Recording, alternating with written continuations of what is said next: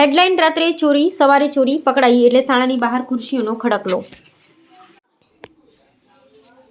ચેખલામાં ભ્રષ્ટાચારીઓનો reverse gear. Banaskantha Kankrej Chekhla પ્રાથમિક શાળાના ખુરશી કાંડમાં નવો વળાંક। રાત્રિના અંધારામાં જે સરકારી મિલકત ટેમ્પા ભરીને સગેવગે કરવામાં આવી રહી હતી તે ખુરશીઓ આજે સવારે શાળાની બહાર કચરાની જેમ ફેંકી દેવાયેલી હાલતમાં મળી આવી છે। ચોરી પકડાઈ એટલે ભીનું સંકેલવાનો ખેલ શરૂ। જાગૃત નાગરિકે વિડીયો બનાવી પોલીસને જાણ કરતા જ ખુરશીના ખેલાડીઓમાં ફફડાટ ફેલાયો છે। પોતાની ચામડી બચાવવા માટે રાતોરાત ખુરશીઓ પાછી તો લાવી દેવાઈ, પણ હવે સવાલ એ છે કે શું આટલાથી પાપ ધોવાઈ જશે? ન્યૂઝ 16 ગુજરાતીની ધારદાર સવાલો। પુરાવા નાશ કરવાનો પ્રયાસ। જો આ ખુરશીઓ કાયદેસરની હતી તો તેને રાત્રે ચોરની જેમ કેમ લઈ જવામાં આવી અને હવે કેમ કચરાની જેમ બહાર ફેંકી દેવામાં આવી? શાળાના લોકો લોક ખૂણે ખોલ્યા। રાત્રે શાળાની ચાવી કોની પાસે હતી? શું આચાર્ય કે સ્ટાફની મિલીભગત વિના શક્ય છે?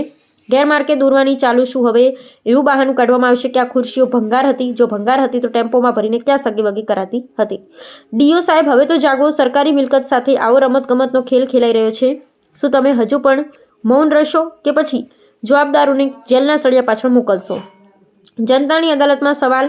ખુરશીઓ પાછી આવવાથી ગુનો નાબૂદ થતો નથી। આ સીધી સરકારી મિલકતની ચોરીનો પ્રયાસ છે। ન્યૂઝ 16 ગુજરાતીની માંગ છે તાત્કાલિક ધોરણે જવાબદાર વ્યક્તિઓ સામે FIR નોંધવામાં આવે। CCTV ફૂટેજની તપાસ કરી ટેમ્પા માલિકોને આદેશ આપનારા મોટા માથાઓને પકડવામાં આવે।